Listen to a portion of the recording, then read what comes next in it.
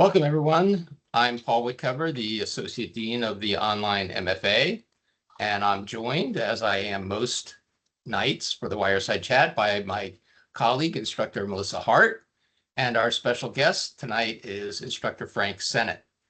Let me give you a quick intro, Frank. Let's see here. Well, thanks for having me, first of all, while you look that up.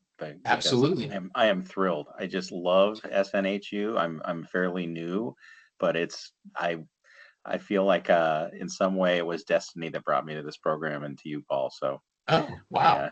I hope I don't mess it up because I love Yeah, it. don't screw up or you'll be fired.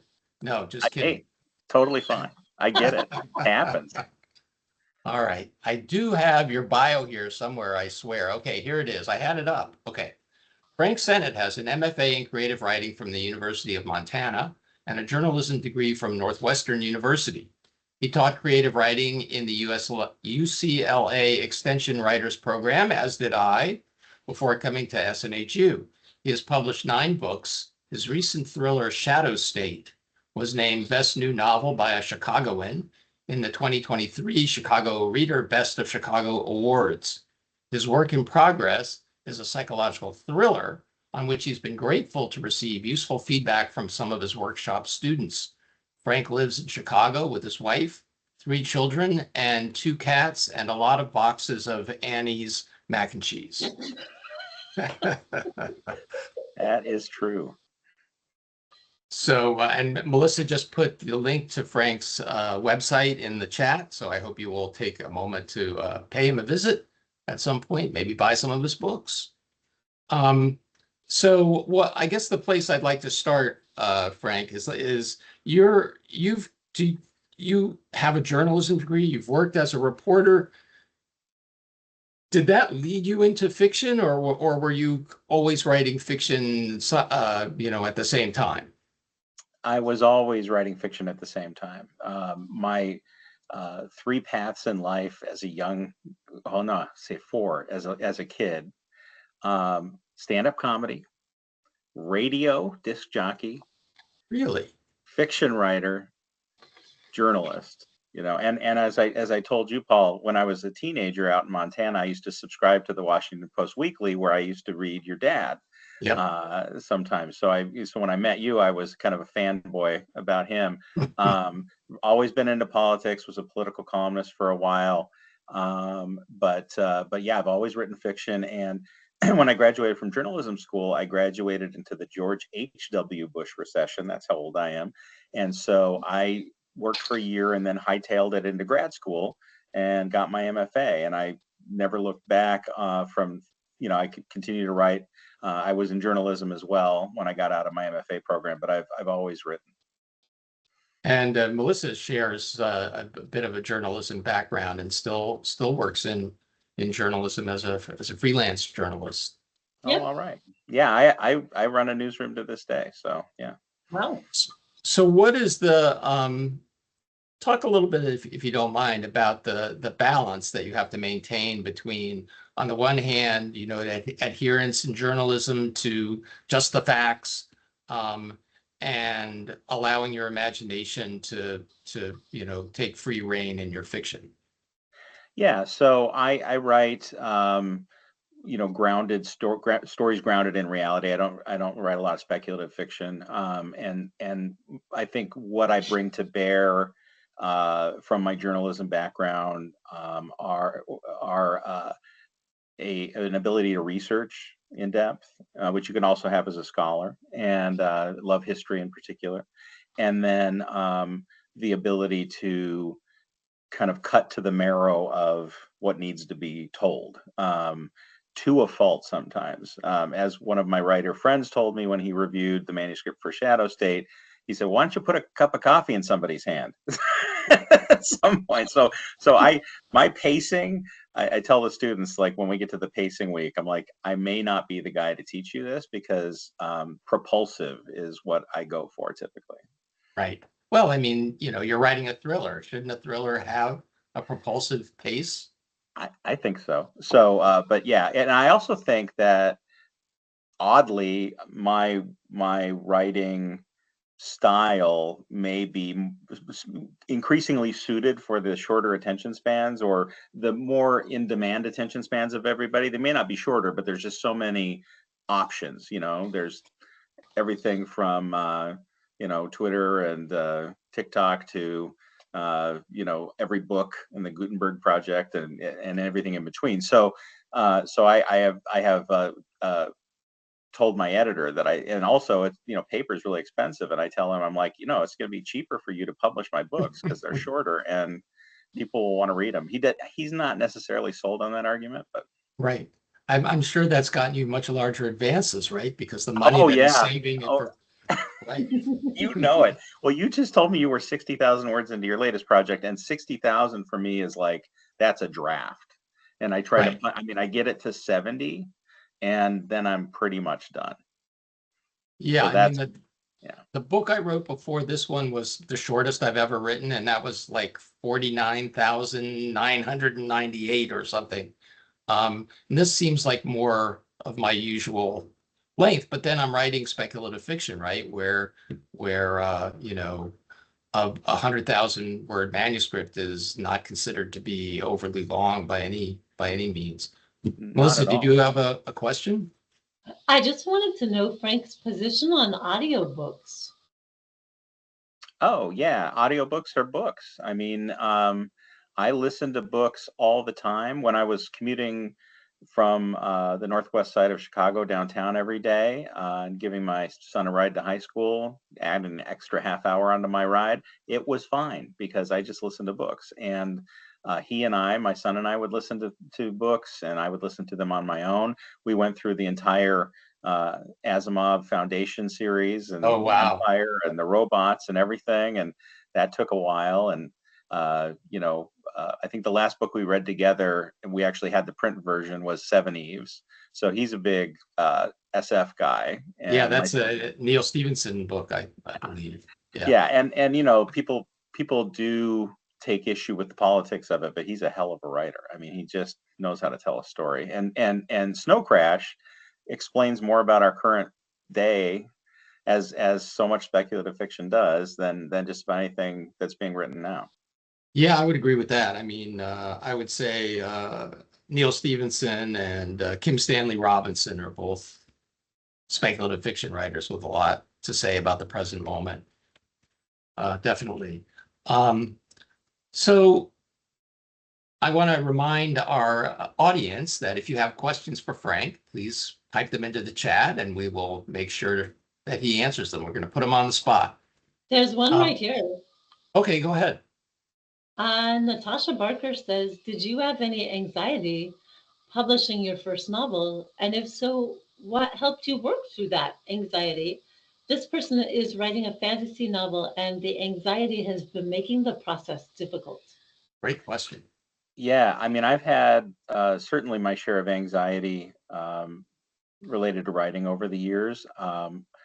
I wrote my two first novels in the MFA program, two mysteries, both about 55,000 words, fairly short.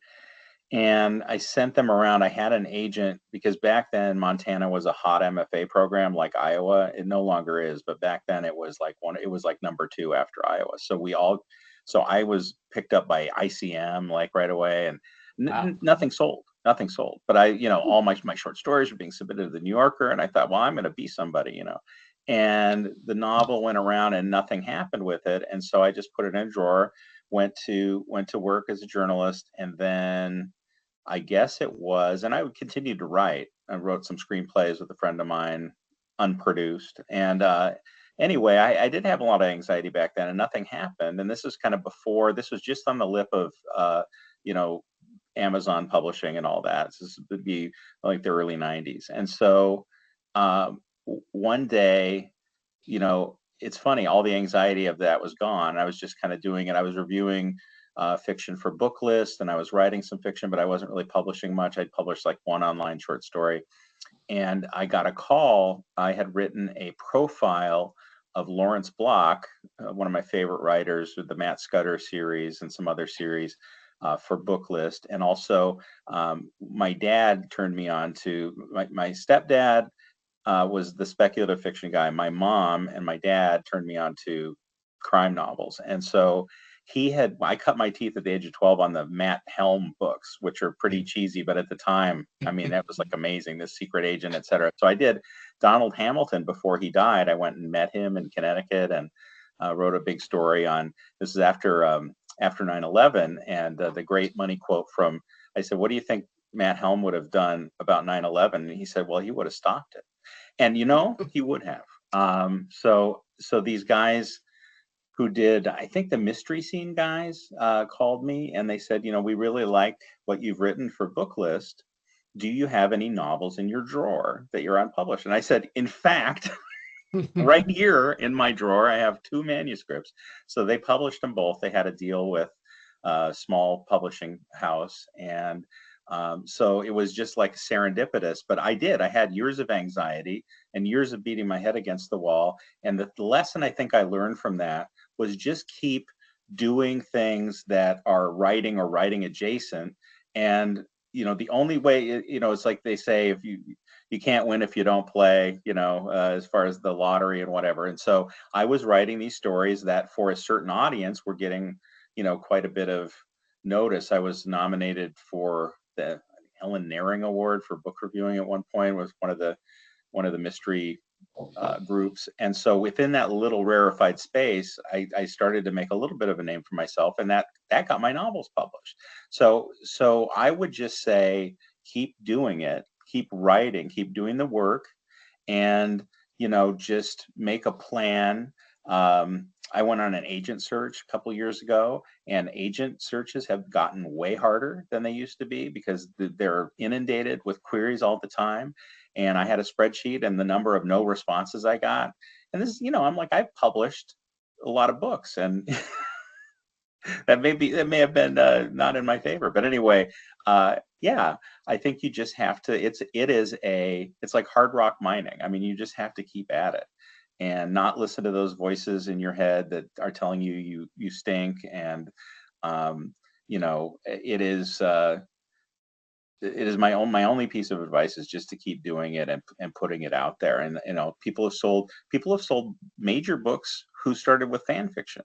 I mean, there's a lot of ways into this business. And then creative writing programs like this, they can help you make connections. I always talk with my students about stay connected. Everybody stay connected. And I hear from you. I want to help you if I can. And, maybe I'll ask one of them for an agent someday. Yeah, and I mean the great thing, I mean, you said that was a very serendipitous occasion that led to the publication of your first 2 novels, but in reality, it was something you were ready for. You had prepared for that, even though you didn't know it was going to happen in that manner. You had those manuscripts ready to go. When somebody made the query to you, you were able to respond positively because you had done the work and you had kind of lived what you were advocating now, which is to, keep writing, keep persisting, persevere. Those are all important qualities, I think. Yeah, my favorite story, just very briefly, if any of you read Adrian McKinty at all, I haven't met him in person yet. We're the same age. We've gotten to be pretty friendly on social media, and he gave me a blurb for my book, which I'm grateful for.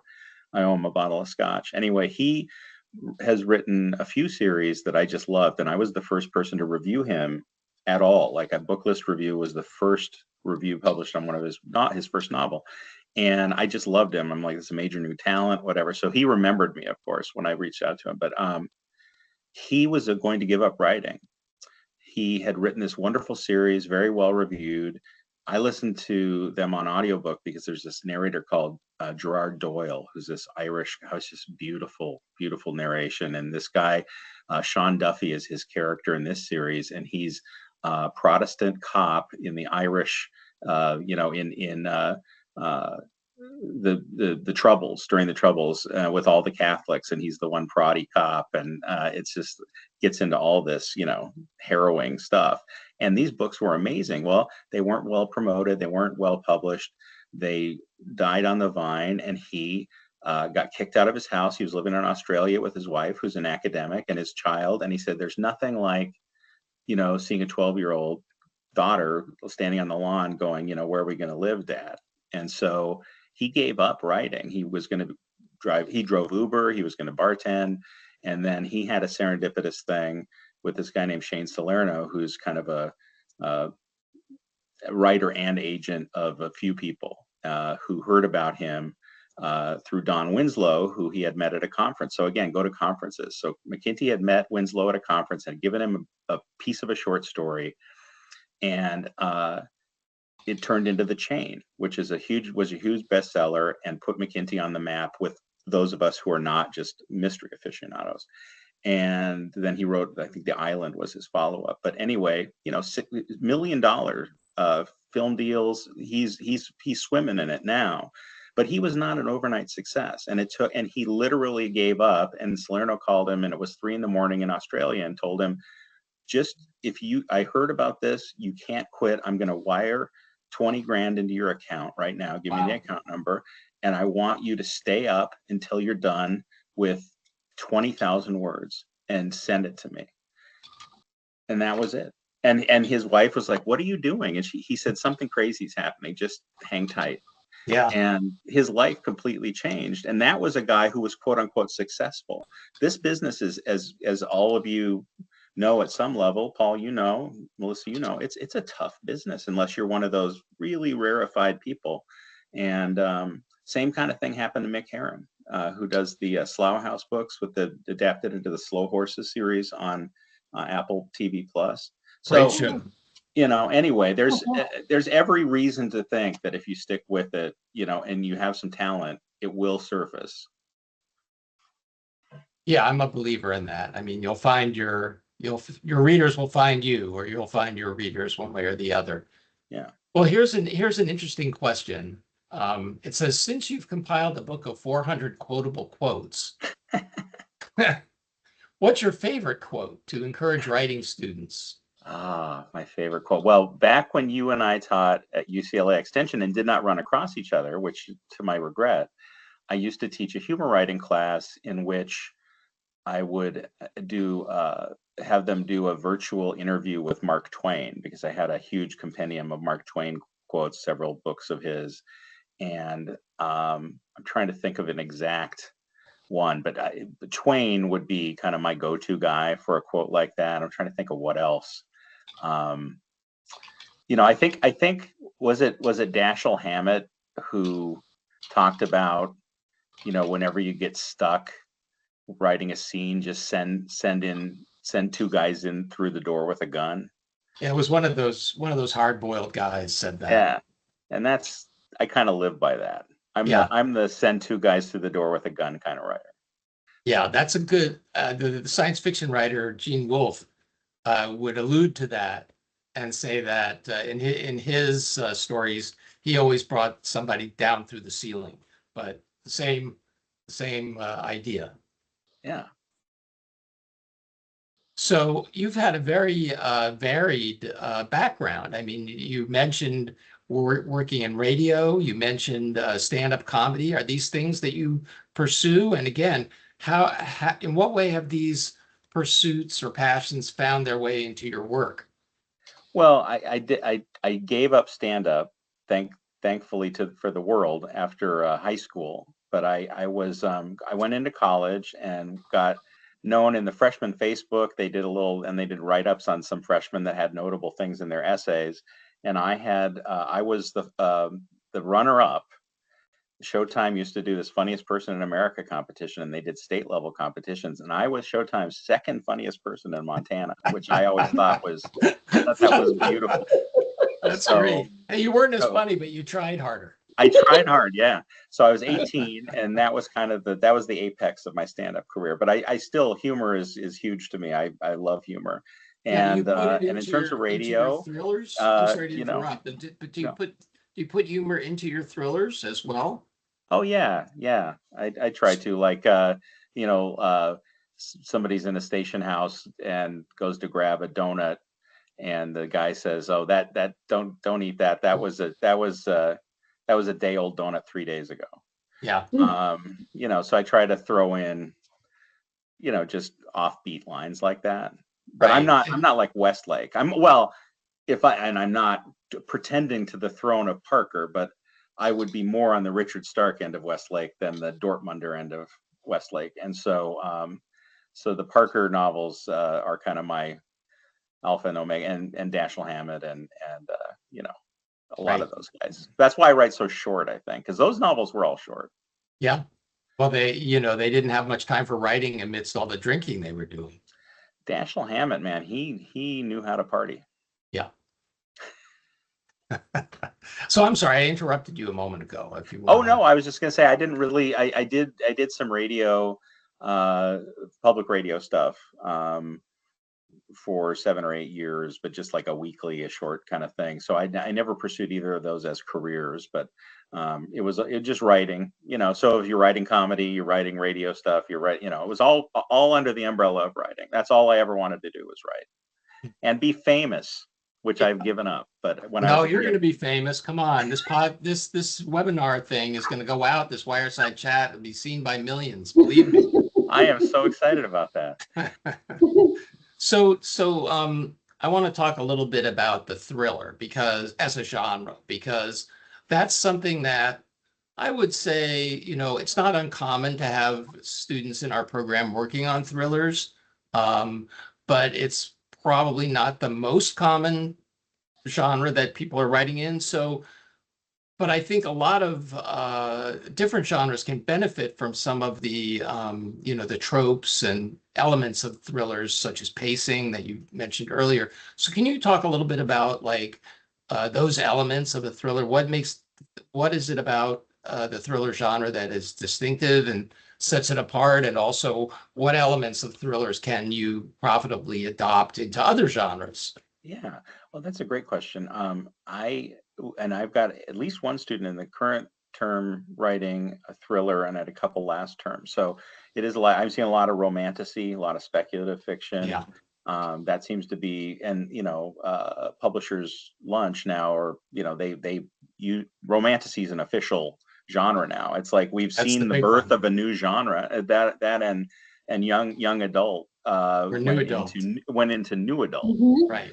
So we've had 2 new genres birthed in the last 5 years, and so it's an exciting time in fiction. But in terms of what you can bring from the thriller, I think it's that supercharged version of building a plot by throwing obstacles in the protagonist's way.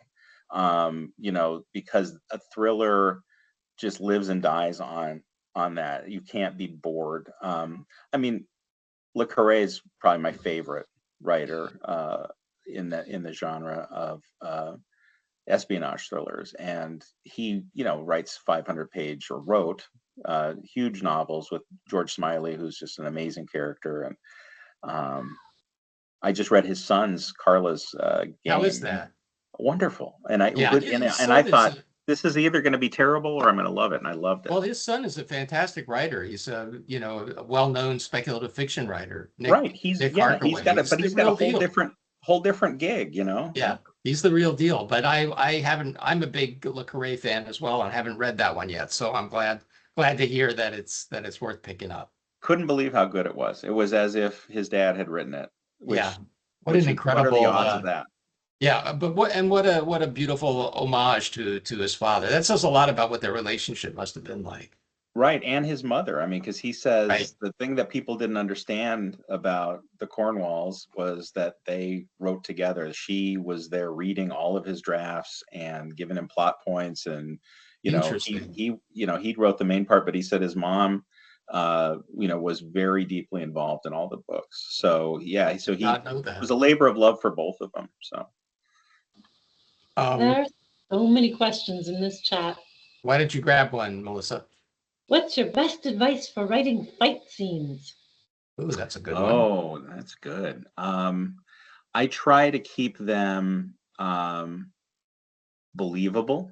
Although I love those like Netflix thrillers where crazy things happen. I don't usually have people like hanging by their fingernails off of Air Force One and stuff. But so I try to keep them believable, but I try to make them really visceral. I think you should stay with some really significant details. Find that one image in the fight that's going to stick with people as they turn the page. Like how there's that kind of body horror aspect when somebody's getting beaten up and or getting shot at or whatever, and you think about, and it makes you think about, like, what does it feel like to get one of your teeth knocked out, so which is makes me kind of queasy as a human being, but as a writer, I mean, I want people to really have that experience as they're reading. So I would say those are the things. I had a torture scene in Shadow State that was kind of the turning point of the book, and it's adjacent to a fight scene, and just all of the specific stuff that this guy does to the protagonist was just and but I thought it was important to raise the stakes, and that particular chapter starts off with my favorite line that I've ever written: "Pain is information." Mm. Because it really said a lot about the protagonist's mindset. He's Yeah. not a Superman, but he was in combat in Afghanistan. He led the Secret Service detail of the president. He is somebody who understands pain and understands definitely giving it, but also understands receiving it. And so anyway, I think specific detail and visceral detail, and keep them reasonably short. Like sex scenes, I think they're the same way. I think you could say the same thing about sex scenes as you do about fight scenes. Keep them pretty short, try to make it somewhat memorable, visceral detail a little bit. Little of that goes a long way in most of the genres we're writing, except if you're writing spicy, which is great. So, yeah. I one of my kind of freelance gigs that I still do from time to time is editorial work on manuscripts for other writers. And recently I read or worked on a manuscript which was pretty well written, except for the fight scenes. And what the writer did, it was a very strange choice, was to go into like incredible, and I mean incredible, excruciating detail about every single beat of the fight. too much. It was too much. It slowed the pace down so much, and it was confusing, right? Because so many small, minute things are happening in the middle of a fight. You cannot possibly mention them all. So what do you leave out? How do you know what to leave out? What's important in a fight scene or any scene, really?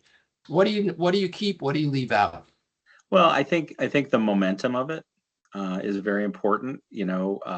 Typically, you have three kinds of fights, right? With your protagonist involved, either he or she is getting their ass kicked, which maybe happens earlier or maybe at the climax for a while. You have the ones where they get the drop on somebody and maybe dish out some punishment and maybe come back to bite them later. Or you have the kind of the big fight scenes where it is the momentum shifts, and I think you really have to pay attention to those momentum beats. And like I say, some significant visceral details, a little goes a long way, to your point. So I think if you do that and give us the five senses too. What does it smell like? What does it sound like? There's so many fight scenes that you read that don't have, what's the smell of the blood, when your lip gets cracked open. And maybe you don't even feel it because you're in the middle of it, but you smell it and you're like, yeah, I'm going to need some stitches after this. So I think those, I think sketch it. I think it's not a full portrait. Like you say, it's a sketch. So I'm going to fasten on something that you said just now, which was a momentum beat. Talk a little bit about what you mean by that, and also how do you view the idea of momentum in your own work? So I, like I say, propulsive is my speed, is my kind of set speed, and so when there's a momentum shift, they tend to be fairly significant in my books, both to both extremes. There were a couple of parts of a couple of scenes in my book, Shadow State, where there was some real interiority for my protagonist. Somebody close to him dies, and he goes to light candles, and it goes to to see the mother, and she's mad at him, and and he's just thinking a lot about grief, and that would stand out to the reader because there's not a lot of that in the book. So that's a real Right. big momentum shift narratively. And I think so I use that tonal kind of shift, I think, to signpost, you know, pay attention here, or don't be bored. Here's something different for you. Here's something, show a different look. I was reading a lot of Nick Cave and the Bad Seeds. Nick Cave is quite a philosopher of grief. He lost Yeah, his son, really who is. was young, and he's brilliant. And I was listening to his audiobook, and he had some things to say about grief, which were astonishing. And I literally set myself the challenge of writing something different about grief that hopefully would resonate somewhere near that. And so, like, we're magpies, right? We take things from everywhere. And so that was a big tonal shift for me. But momentum shifts within a scene, I think, that's that whole genre trope thing where somebody gets the upper hand, and you think that oh my God, is the protagonist going to die? And, somebody's in peril. And then all of a sudden something happens, the guy slips on a banana, whatever it is. And he's got the upper hand again, or just at the last second, some of these books, I just have these astonishing moments where, like, I don't, this isn't an exact example, but like where the protagonist is willing to lose one of his fingers to survive and Right. fight another day, like those kind of, like, very extreme. So I think within scenes, that's what I mean by momentum. But I think kind of like slowing it down, speeding up, getting interior, getting exterior, within the whole narrative, the overarching narrative. Melissa, I think you had a question you wanted to I have so many ask. questions on behalf of this chat. I We don't could think we I've could ever do we could do fast round, because I talk too much. So if you want to just give me lightning like 10 round. seconds, we I've can never we could seen. motor through a bunch. Yeah, I've never seen this many questions in the chat. Okay, sorry, I lost it. And now I just lost you. Many new writers are struggling to find their unique voice. What advice do you have for writers who want to develop a unique voice? Oh, that's great. Well, I think, when I was starting out, my dad, who also turned me on to the Manhelm books, gave me all the Hunter Thompson books, which helped fuel my interest in politics. But he gave me Hell's Angels to start when I was like 12 years old. My dad was an old hippie radical, and thought I could handle it. And I'd like to reread those books now, because I think I get a lot different out of them than when I was 12 or 13. But Fear and Loathing on the Campaign Trail, whatever. So, like a lot of young writers at that time, I think I was writing a lot like, Hunter Thompson-y kind of stuff, and in that genre, in that style. And really at that age, when you're a teenager and you're young, or anytime when you're starting out, often you are leaning on, somebody that you really love and trying to emulate that. And I think that's fine. I think that's one of the ways that you kind of learn how to do it. But I think you have to, that then those are the training wheels, right? And then I think it just becomes about truth.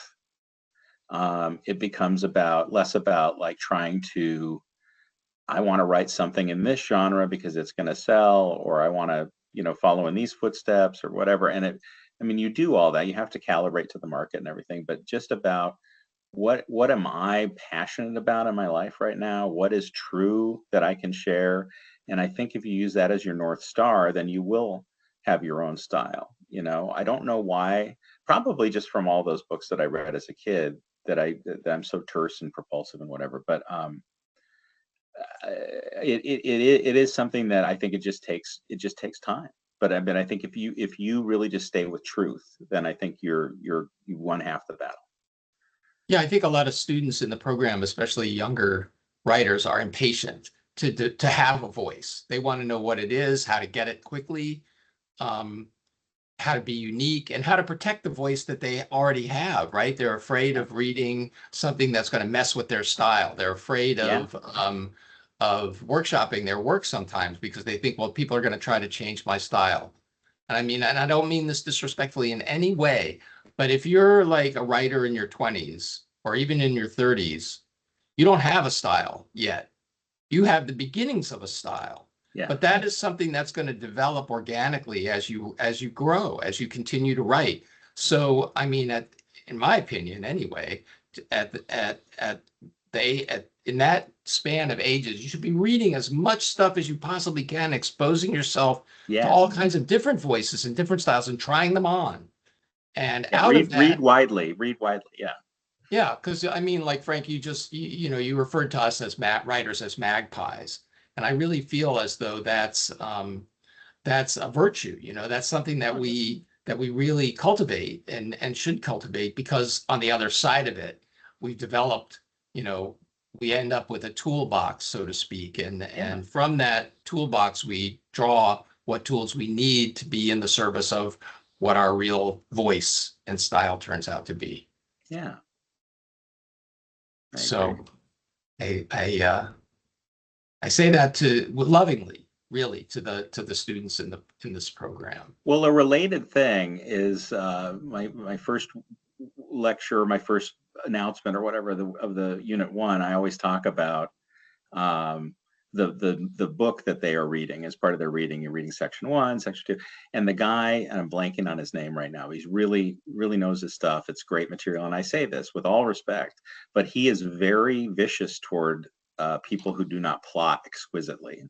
And like we're Neanderthals, he has kind of a straw man argument, that people just sit down with a blank sheet of paper and their brain is empty, and then they just start writing a story, and how could anybody ever do that? And you and I were talking, Paul, about how we're both kind of what they call pantsers, which I hate that term so much. It almost makes me want to become a plotter. But we write by the seat of our pants. I mean, I started hearing that at conferences. I wanted to tear my hair out. And What but would anyway, be a better term, Frank? I don't know, free flow, something like flow, like in old school hip hop. We've got Yeah. flow. Okay, or maybe Um, we're improvisers, like Freestyle. jazz players or something. Jazz, yeah, music, drawn music always. Oh, All right. But yeah, so I always tell them though that you when you're starting out, you do need the plot. You do need that structure. Most people do. I mean, I'm sure there are wunderkinds who don't need it, but I did, and then it fell away. I mean, it's that old saying of you need to learn the rules to know how to break the rules. So I do really believe, as a slant rhyme to what you were saying about not having a style, that's the same thing. I mean, plotting, you have to just really put the blinders on and sit down and pace it out, and because you're learning it, you're just learning. But I mean, we were talking about this a little bit before the event began tonight. The idea that you're writing thrillers, which is a genre that, by and large, those books are known for being incredibly tautly plotted, and yet you're not that kind of a plotter. You're an improviser. So how then are you able to kind of go against your own nature as a writer in order to develop these tight plots? Yeah, so I had a transcontinental railroad problem with that book, where the tracks meet and they're like a foot apart when they finally get to the middle of the continent. Um, because so I had a couple of pages, I had an idea of, here's the villain, and it was he's recreating infamous political assassinations in the United States. Right. And why is he doing it? I didn't know when I started. And all sorts of things I didn't know. But I actually had that pain as information was the first thing that came to me for that book. I was like, well, there's a book. That's a book. It just I was really you get captivated by things sometimes. I don't know where that came from, but anyway, so I had some elements, and I had an opening scene in my mind, and a couple of later scenes of some of the staged recreations of the assassinations, but that was it. And so what ended up happening was, as I wrote through it, I got a better and better idea of what was going on, and it really started to, I think that part of it is I have always am reading genre stuff, I'm watching it on TV, I'm going to the movies to see it, and so I think I've internalized that kind of narrative so much that I'm secretly plotting, subconsciously. So anyway, I had this major secondary character that was going along in the story in a certain way, and then midpoint of the novel, it's revealed that this person is a completely different person. And I didn't plan it at all. And I had written, and I usually write from beginning to end. I'm not one of those people who, I had some ideas, but I didn't write. But this particular time, for some reason, I had written a big chunk toward the end, and I all this stuff. And I had to redo like so much stuff. But I thought if that surprised me, it will definitely surprise the reader. And I've heard subsequently, without people not knowing that story, they'll say, "Oh my God, I couldn't believe what happened with X." And so to me, that is the big payoff of being a pantser, is that improvisational thing. And where is it going to take you? Because no matter how good of a writer you are, well, I'm sure there are some people that can pull it off, exquisite plotters who can pull off a surprise, but usually, you're telegraphing something. Yeah. You almost have to be, and unless you're just like an idiot like me and like, I don't know what's happening, and then all of a sudden. So I am really one of those people who, not in a woo-woo way, but I just let the characters write the book.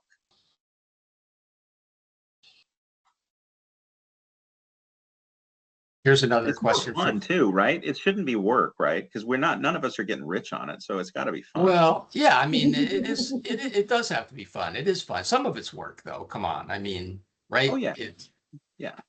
Frank, how many drafts does a novel of yours typically go through? Oh, that's a good one. Well, first of all, my first drafts are terrible, absolutely terrible. This guy that is my editor now at Crooked Lane, he was at St. Martin's and was a nonfiction editor. He had also done mystery editing at St. Martin's, but with me, I did the book on Groupon when it was going public and it was a big thing.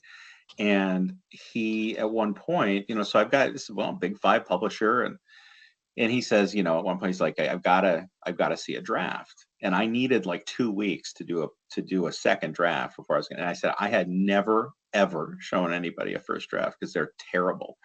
And he's like, just trust me, I don't care. And so I said, I'm gonna send it to you, and I'm gonna write a couple of pages of what I believe all of your notes are gonna be, so you'll know that I'm not an idiot, that I actually know what I'm. So I did that. And sure enough, it was everything I knew was terrible about it. He pointed out to, and we got to be friends. And so when he went and founded Crooked Lane, he told a mutual friend of mine, if he writes mysteries again, I want to work with him. So it worked out well. But I will write that terrible first draft.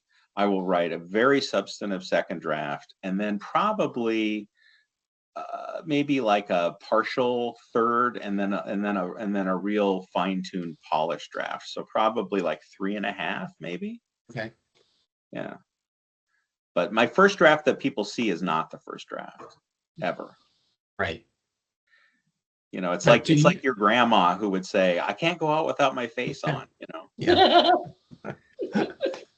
So, as you're writing, like, give me a sense of like what your writing process is on like, say, like a daily basis when you're working on something. Yeah, it varies. I've really been energized by teaching, here. And so when I'm teaching the classes, I try to it's almost like playing along at home, I want to write as they're writing. So I'll get into the class and I'll talk in the discussions and everything. And then I'm going to spend, it's like, it's already midnight, and I'm going to spend a couple hours writing. I write late at night, typically in the evening. I sit in a recliner. I have my laptop on like one of those little lap desks, like a piece of wood, and typically listen to music. If there's anything on TV, you can't pay attention to it. There's just your mind is not able to, or my mind is not able. A little music is good, and I try to just blow through the drafts. I don't go like I say, they're terrible first drafts, and that part of that is that I don't go back. When I was early, when I was learning, I was taught, a lot of writers will go write their 5 pages or whatever, like clockwork, and then the next day, you hear people, I start one sentence and then I stop, and that's how I start the next day. But you heard a lot of people go, I go back through what I wrote yesterday and I revise that, and then I start again. And I did that the first time, and it's a good process. It felt a lot like work to me though, and so I just decided at some point, as part of developing my style, I guess, that I was just going to write through it. So I write through them, And sometimes I'll go back and put a note in, like if I think of something that I should have done earlier, or like put a scene here or whatever, I'll go. It's not like I won't look at it, but I won't do a big revision until I get the whole thing out. And I can go, you hear about all these writers who would lock themselves in a room, and well, Dashiell Hammett was famous for it. He'd go on some bender and then he'd sober up long enough to write a 50,000 word novel in 5 days or whatever. And I do go through spurts where I will, if I get if my wife and young son go out of town to see her folks, I will do some housework on a Saturday morning, and then I will sit down and get a Diet Coke and put some music on and write for like 9 hours. And so I do enjoy that. I've never had writer's block, knock on wood. There's always, in fact, my oldest son does have ADHD, and my wife said you absolutely have it too, and I think that's probably true. And I think for a writer, it's not a bad thing if you know how to, cope with it or whatever. But I've always got like 73 ideas pinging around, and so that's my writing process. Like I catch as catch can, try to make regular progress, and I set myself a word count goal, for the week, if I can get 10,000 out this week, because I try to look at like when I don't want my editor to forget about me. It's like very practical. If you wait too long, he's going to, or people, as you know, I had an editor once who acquired a book of mine and then left, like right as it came out. Like, you got to strike while the iron is hot in this business. People move around, and so I always think, all right, I really have to get this done in the next 2 months, and or when I took the term off, thanks to you, I was like, I have to finish this draft because I was given this time, and I did. And so I like to have a bit of uh, a bit of a sword of Damocles hanging over my head. Hey, can I ask another question in the Go chat? for it, please. Do you feel like you build a relationship with your characters and they live in your head? How do you relate and get to know them? And do you do exercises for this? Yeah, and some of you may know this in your own work, or may feel this in your own work. My first two novels were basically the protagonist is like a version of me. He's like this young journalist, and he gets into trouble, whatever. And it was like a idealized version of myself. And so I knew that guy really well. And it's I'm almost embarrassed now. The stuff I wrote when I was 22, I don't know at 56 if I should even ever look at it again. But John Green gave it a good review. So back before he was John Green. And so I feel like it did okay at the time, but that was really easy. But in terms of as I've matured and the characters are not just versions of myself, I do fall in love with certain characters. I mean, I absolutely do. This character, kind of co-lead character in Shadow State is the president. Wyetta Johnson is her name, and she is disabled from Afghanistan. Kind of what happened with Tammy Duckworth, losing part of her leg, and so Rafe Hendricks, who's the protagonist, they're fighting together, and he rescues her. But she's the alpha in the relationship, and she gives him a hard time all the time. And she's lesbian, and she steals women from him, and like she just gives him a ton of crap, and but they love each other. But he's fun, but he's more of a standard issue in some ways. She is like I just love her. I could hang out with her all day, every day. So yeah, I fall in love with certain characters. I did have my project editor for that book is a lesbian woman, but she's not, this president is a Black lesbian disabled woman. I have no writing her, but I always just come from the place of I'm going to write human beings, and I'm very sensitive to equity and inclusion in voices that have been suppressed historically getting a chance. And so I was very careful to be respectful, but I did have at least a lesbian project editor who she said, yeah, it works. But I was really scared when it came out that people were going to throw me off a bridge or something, but I just love her so much. I mean, I'm glad she was accepted as a character by readers. Here's another question in the chat. Excuse me. Do you have an all-time favorite book? If so, what is it? And what about it caught your heart? Well, before it was Oprah's book club pick, I will say this because that kind of crushed me because then everybody read it. Anna Karenina, which I came to in my early 30s, almost made me quit writing because, and it was that great translation that the husband and wife team, I can't remember their names, but they also did War and Peace, which I have on my shelf. And I told my daughter the other day, I'm going to finally start. Anyway, I read that, and it's a beautiful story, but I mean, his writing is incredible. And the thing that grabbed my heart, though, was Constantine uh, Levin, because my dad, when I was a kid, he's this lefty hippie and atheist, and you're not going to get baptized and all this kind of stuff. Well, he came to religion later in his life, but I was already ruined by then, and so I don't pretend to know, so I've always been agnostic. Like I would be presumptuous of me to say one way or the other. But anyway, Constantine Levin in the book goes through, he's like that, but he goes through a spiritual journey that just grabbed me because it made sense. I was like, oh my God, this actually, I can see this. This is profound to me. I identified with the character to a certain extent, and I think I've heard later that Tolstoy, that was the character that was closest to Tolstoy. He put so much care into it that kind of tracks, in a similar age when he wrote it. So that's my favorite book, just because it's so brilliant.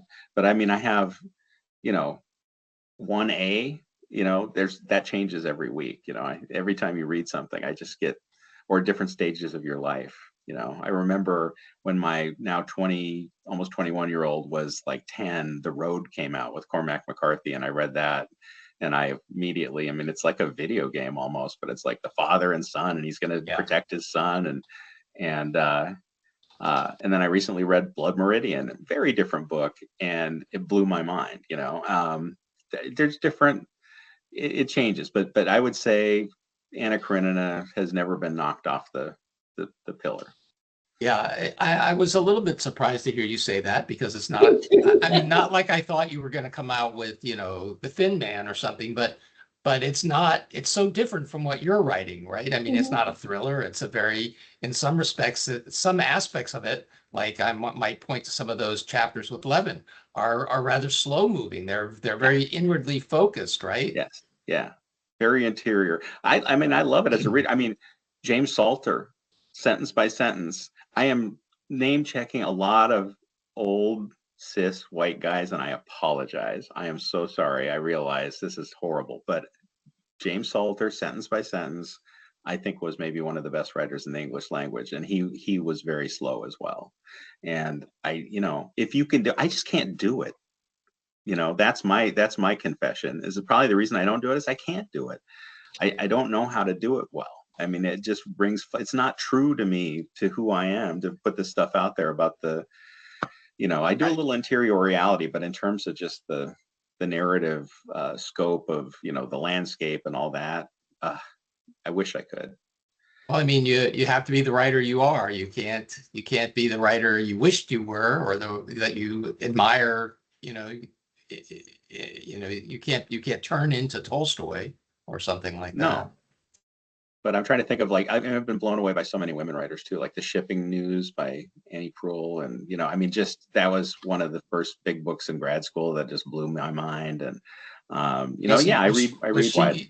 Was she teaching up there? Wasn't she in Montana? I don't know if she was. She wasn't at that time, but she might well have been.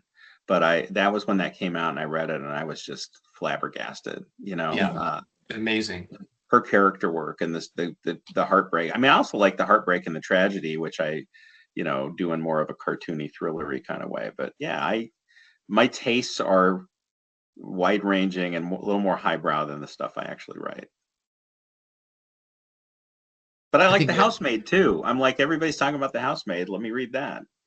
And sometimes you read these books and they're awful. Like I've heard, I'm not going to even say the writer's name, but there are a few really popular writers now that fellow writers will read and say, I can't believe anybody buys this. Well, first of all, it's because they know how to tell a story. They may not be good writers technically, but like Dan Brown back in the day, I was the first person to review the Da Vinci Code, and Booklist was a must recommend book. If you didn't like a book, you just didn't review it. And his characters are he's ridiculous. But what I said and what I found in it, and the reason it became so hugely popular is I said it has more twists than a licorice factory. Mhm. And that's he's brilliant at that. So that's what a lot it really does come down to more than character. I think your regular reader story, man, they want that plot, especially in genre. They Yeah. want those twists and turns. Well, I think that's why that explains a writer like Michael Crichton too, right? I Yeah. mean, he's not an elegant prose stylist. His characters are basically cardboard cutouts, Yeah. but his stories and his ideas are, just phenomenal. Yeah. Now the guy who brings it all together is Stephen King, right? I mean, he just can do. Yeah. He's a hell of a writer. I mean, he's not Tolstoy, but he's actually quite a good writer. But he comes up with amazing twists and turns. If you like thrillers, the Hitman Last Job genre was done very well. Is it Billy Sunday? Is that the name of the book? It's the name after the character. It came out like 3 or 4 years ago. It's a doorstop of a novel, but it just pulled me through. It's this guy's a hitman who's going to hang it all up and do one last job, and we all know how that turns out. Yeah. What's great about these Wireside chats, or one of the great things about them, is like, you get to hear working writers talk about not just about their own work, but about the work of other writers. I mean, like, Frank, I can hear the enthusiasm in your voice for other works of literature, work by other writers. You're not just a writer, you're an enthusiastic reader. Oh my God. And can I just say, because I know we're almost out of time, the thing I wanted to say was with my students, I have learned so much. And I actually went and did a polished draft on my latest book based on something I read in one of the students' drafts last term. And the lines were so good. And I'm like, I need some really good lines on every page. And I didn't hit that, but I was like, I'm going to put a killer line on every page. But I added like 50, and it was all because of that. And just the conversations that we have. I actually workshopped a scene with them last term on the first workshop. I said, please don't feel at all obligated to read this even or comment on it. I got some really good feedback. I don't know if I should have done that, but I just thought it would be fun for them to see. It's fine. I think it's great if an instructor can be that open and vulnerable, to soliciting feedback from, because I mean, really, I find the same thing, Melissa. I would venture to predict that you do as well, that, we learn a lot from our students. I don't know everything about writing, far from it, No. I just feel like I've got a lot of experience is probably why I'm doing this, but I'm just a writer alongside them. That's all I am. That's all I ever think I am. And that's all I ever will be. And you know what? That's great, right? I mean, that's what I wanted when I was in my MFA program. I wanted a working writer to like look at the nuts and bolts and give me ideas and tear it apart and build it up. And, that's what I want to do. Yeah. Well, that's why you're a great instructor in our program, because that's what our program is really all about. It's approaching writing on that level or from that standpoint. Yeah, it's you put together an ideal program for my taste. So I really appreciate being here. Frank, would you like to share any social media handles so we can find you and follow you? Yeah, on X, I'm at Sennett Report, Sennett Report. I did that before Colbert. So anyway, and I'm the publicist for Lollapalooza made me get an Instagram many years ago. It's kind of a long story, but it's Frank Sinatra. I would never have chosen that myself, but she stole my phone and put it together, and I've kept it. And then I'm on Facebook. I have a novel, a writer's page is Frank Sennett, and then so that's my threads as well. Okay. I think. And don't forget Blue Sky. Oh yeah, so I'm Sennett Report on Blue Sky as well. I love Blue Sky. Yeah. Yeah, I'm really enjoying Blue Sky as well. Yeah. Well, that brings us to 9 o'clock, which, as you know, is the end of our Wireside Chat. So I want to thank everyone for attending tonight. I want to thank Melissa, as always, for joining me, and a special thanks to Frank Sennett for being our guest. Just If a any wonderful questions chatting didn't with get you. answered, email me at my SNHU account and I will answer them personally, because I am sorry that I talked so much that I didn't get to enough questions. So I just wanted to No throw that. apologies necessary. You were fantastic. It was a really enjoyable evening. I want to Yeah. wish everybody a good night, and we'll see you next time. Thanks, so. Thank you.